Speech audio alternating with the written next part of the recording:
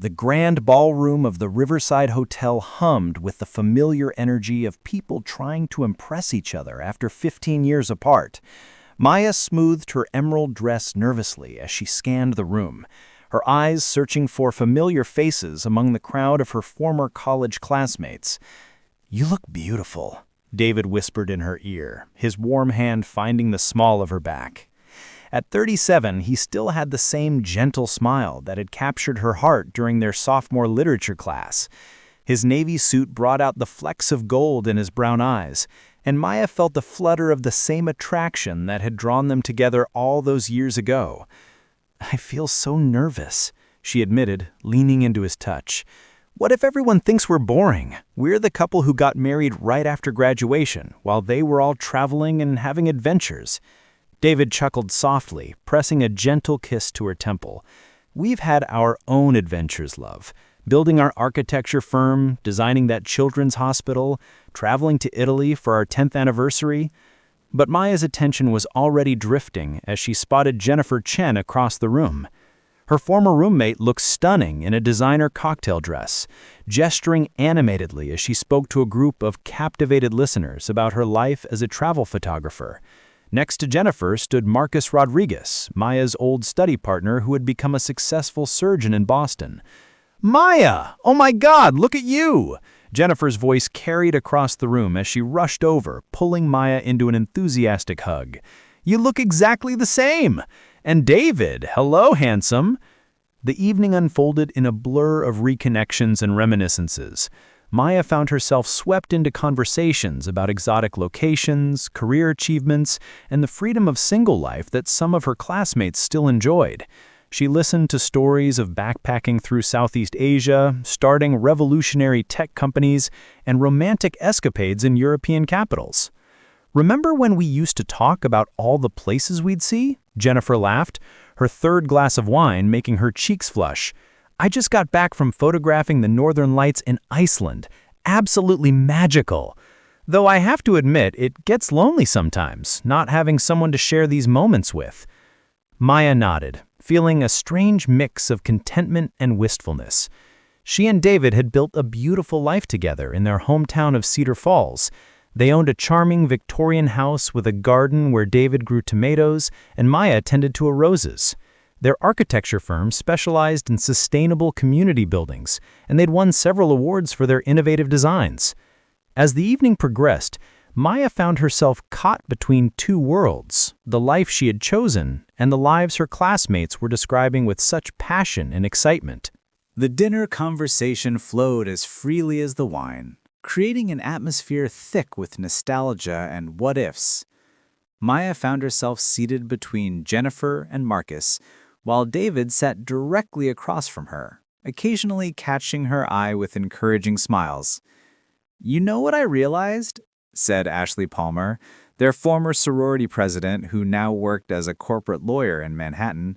"We all thought marriage was this finish line back then, but really, staying single has been the greatest adventure of my life. I've dated artists in Paris, had a fling with a surfer in Australia." She laughed, her designer jewelry catching the candlelight.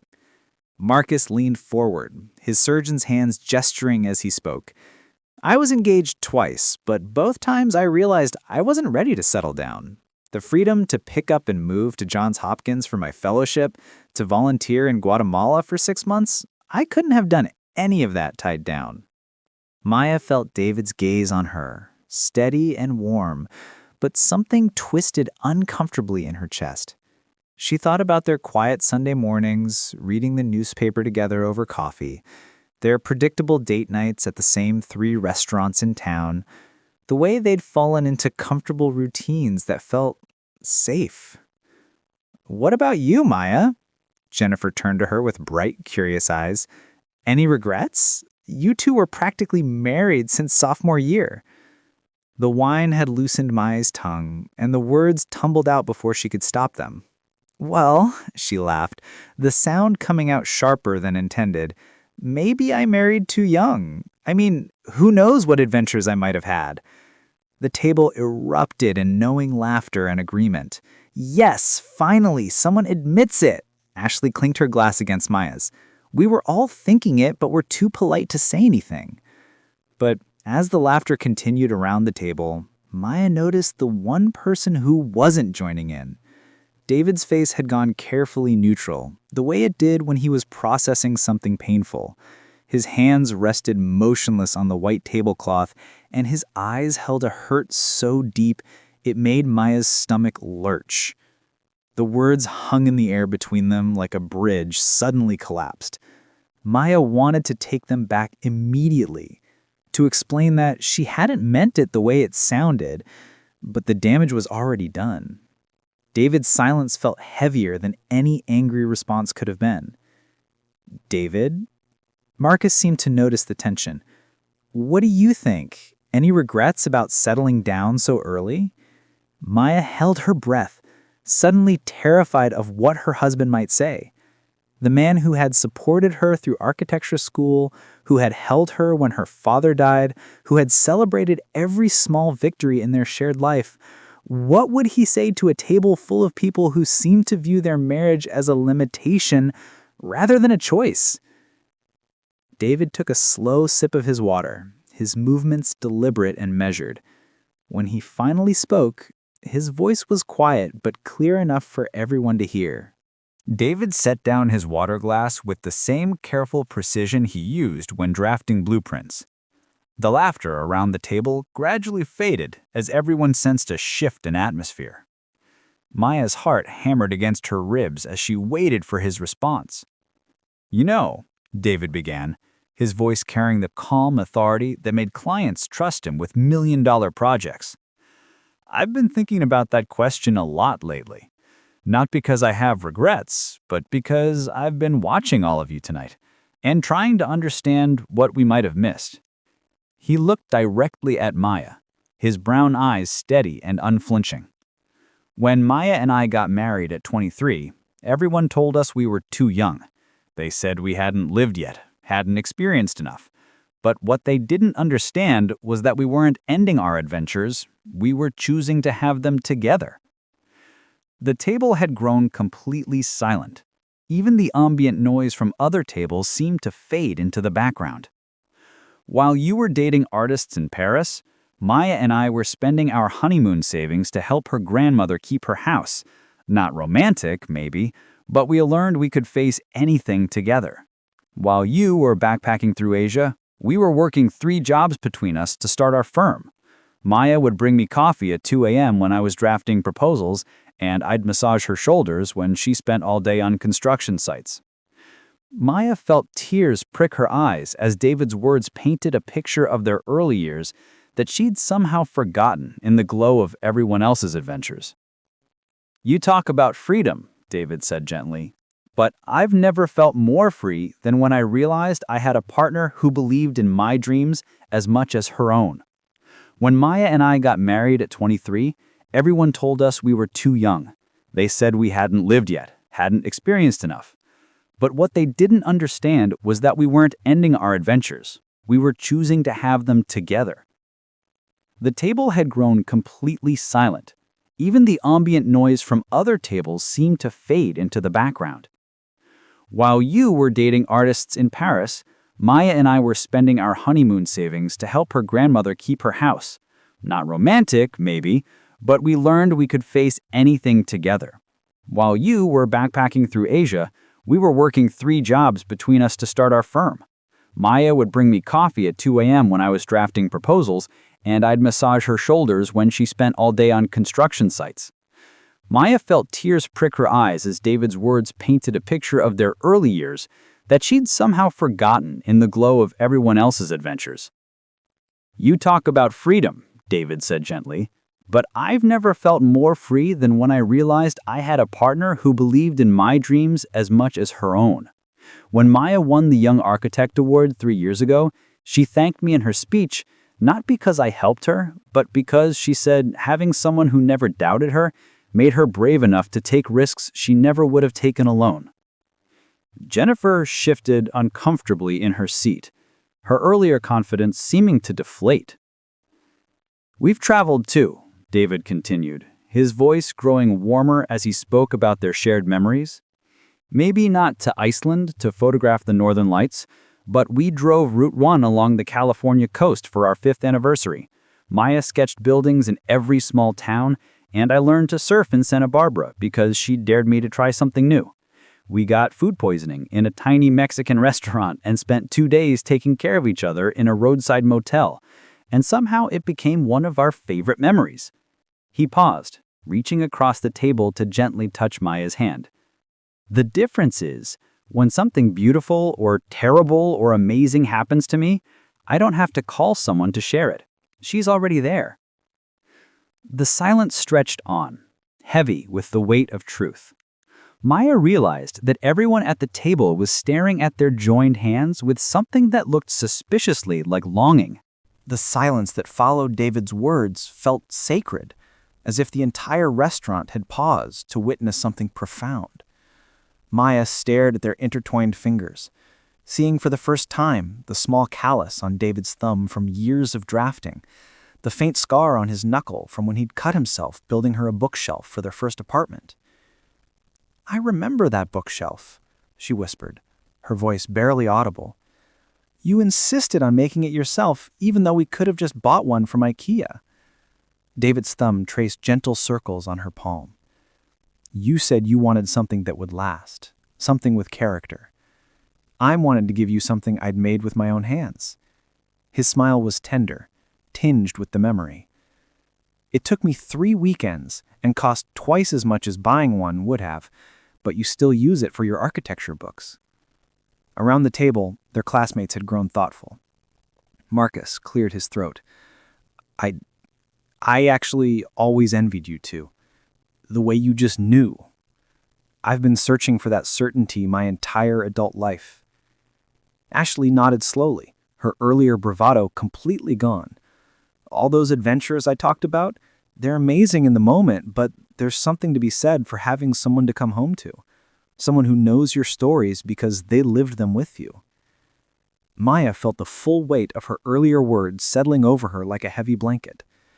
She thought about this morning, how David had brought her coffee in bed even though he was running late for a client meeting.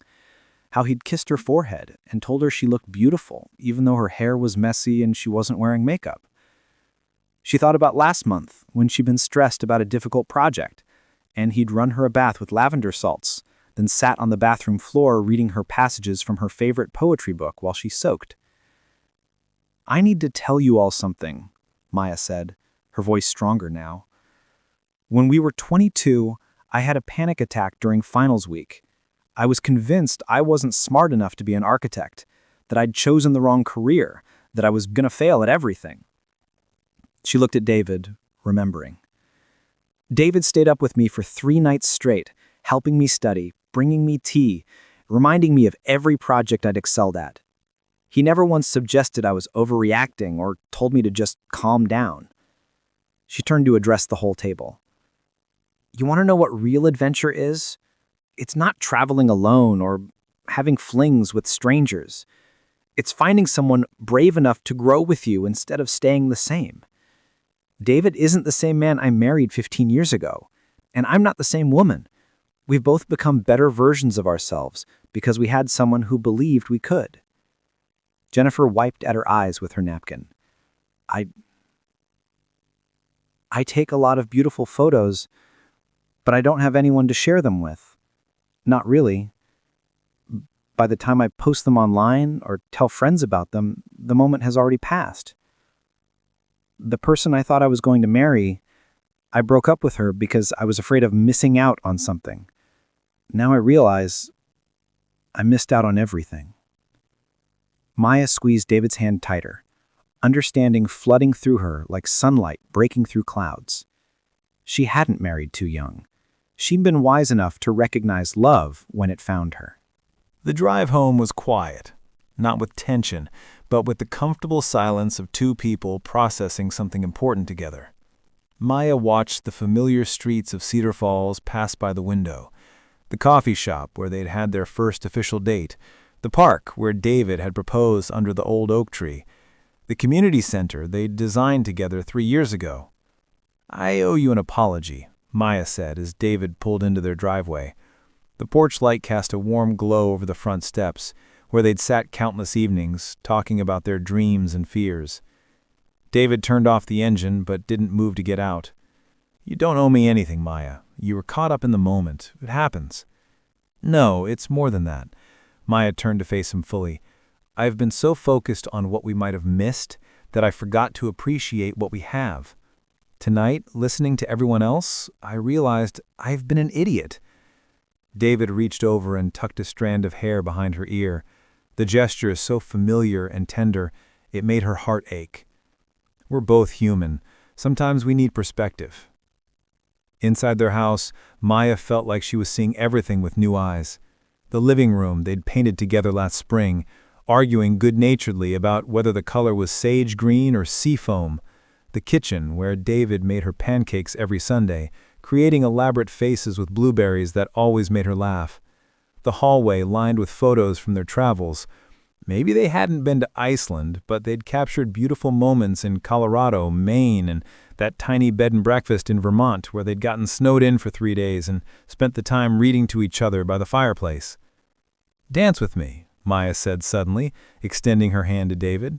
"There's no music," he pointed out, but he was already smiling, already reaching for her. "We don't need music. We never did." They swayed together in their living room, and Maya remembered their wedding day, how natural it had felt to move together like this. She pressed her face against David's neck, breathing in his familiar scent, soap and coffee, and something indefinably him. "I love our life," she whispered against his skin. "I love our boring Sunday mornings and our predictable date nights. I love that you know exactly how I take my coffee, and that you still leave little notes in my briefcase when I have important presentations."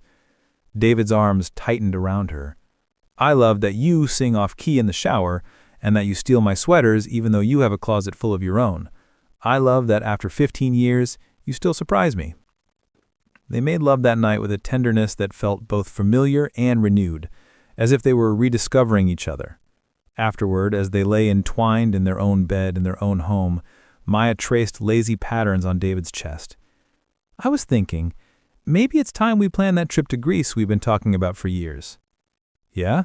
David's voice was drowsy but interested.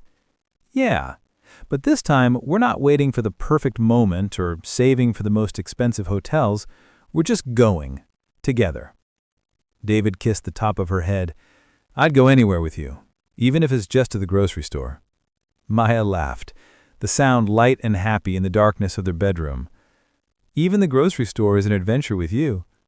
As she drifted off to sleep, Maya realized that Jennifer was wrong about one thing. She did have someone to share her beautiful moments with. Someone who didn't just witness her life, but helped create it, one ordinary, extraordinary day at a time. Their love story wasn't about the roads not taken. It was about two people who chose to walk the same road together, hand in hand, for better or worse, through all the adventures that mattered most.